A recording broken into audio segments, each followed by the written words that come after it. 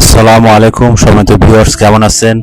আমি মোহাম্মদ জাকারিয়া, চিকিৎসক, motivation speaker. আপনাদের মাঝে স্বাস্থ্য বিষয়ে আলোচনা নিয়ে আসলাম।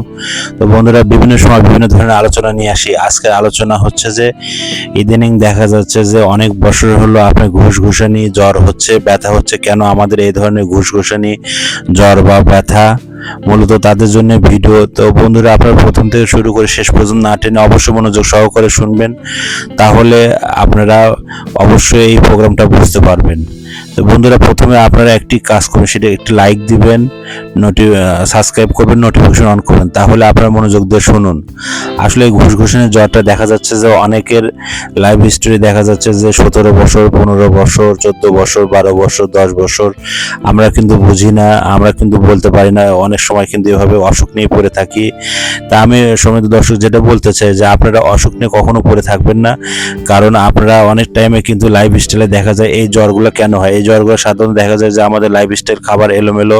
আমরা বিভিন্ন সময় দেখা গেছে যে আমরা ওই গোসলটা হয়তো আপনার 2টার গোসল বা হয়তো 5টায় করতেছি, বা যে খাবারগুলো সেই খাবারগুলো এলোমেলো খাচ্ছি বিভিন্নভাবে, যার কারণে কিন্তু আমাদের এই সমস্যাগুলো হয়ে থাকে। তো এলোমেলোভাবে খাবার খাওয়া যাবে না। যেরকম সকাল আপনার 8টায়, তারপর আপনার দুপুর 2টার থেকে বা 12টার মধ্যে, আবার রাত্রিতে এদিকে 8টার আগে 6টার মধ্যে এই খাবারগুলো দেখা যাচ্ছে রাত্রে খাবারটা আমরা খাচ্ছি হচ্ছে অনেক দেরি করে।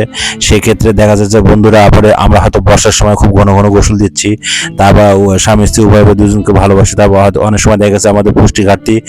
সেই ক্ষেত্রে কিন্তু এই ঘুষঘুষানির জ্বরটা হয়ে যায়। দেখা যায় যে দুজনকে ভালোবাসে, তারপরও দেখা যায় যে আপনার এটা তো সোশ্যাল মিডিয়া, এখানে তো সবকিছু খুলে বলা যায় না। তারপরে দেখা যায় যে আপনার এখানে দুইজনের হয়তো ঘুষঘুষানির জ্বর থাকে, বা শরীরের মধ্যে বিভিন্ন জায়গায় এই জ্বরগুলো লুকিয়ে থাকে। আমরা সবসময় হয়তো H+ না বা এক্সট্রা খাচ্ছি। তবে ডাক্তারের পরামর্শ অনুযায়ী এলোমেলো ওষুধ না খেয়ে প্রয়োজন স্বাস্থ্য কমপ্লেক্সে যাবেন।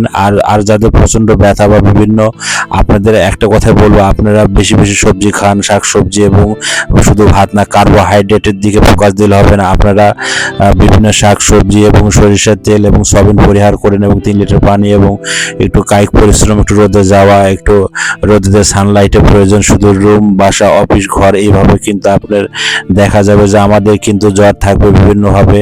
এই জ্বরগুলো কিন্তু অনেক সময় দেখা যায় ঠান্ডা লাগে অনেক দিন আগের থেকে কিন্তু থাকে। অনেক সময় দেখা যায় মেসেল, অনেক সময় তো মিনিস্ট্রেশন পিরিয়ড বা সাদা স্রাব থাকে। এই ক্ষেত্রে কিন্তু অনেক সময় দেখা যায় জ্বরগুলো হয়ে থাকে।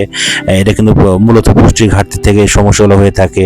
আর পুরুষদের যে হরমোন, সেই টেস্টোস্টেরন হরমোন ক্ষেত্রে দেখা যাচ্ছে যদি লেভেল কম থাকে, অতিরিক্ত সহবাসের কারণে কিন্তু পরবর্তী দেখা যায় যে তার এরকম জ্বরটার ভাব থাকে। এরকম জ্বরগুলো আসে আর কি, গিরে গিরে ব্যথা থাকে, পরবর্তী চোখে ঝাপসা দেখে, মাথায় ঝাপসা দেখে।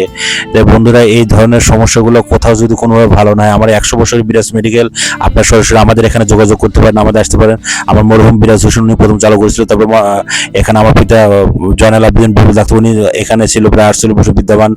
মোসাম্মদ জাহিদা আবেদিন, উনি মহিলা ডাক্তার হিসেবে আছে। আমি মোহাম্মদ জাকারিয়া, চিকিৎসক হিসেবে প্রায় 15 বছর এখানে আমি করতেছি। তো আপনারা আমাদের ইউটিউব চ্যানেলের মধ্যে ঢুকে দেখবেন কোন রিলেটিভ ভিডিও চান, আপনারা দেখবেন। আর আমাদের প্রোগ্রামটা যদি ভালো লাগে, অবশ্যই আপনারা সাবস্ক্রাইব করে নোটিফিকেশন অন করবেন। ভালো থাকবেন, সুস্থ থাকবেন, সবাইকে ধন্যবাদ।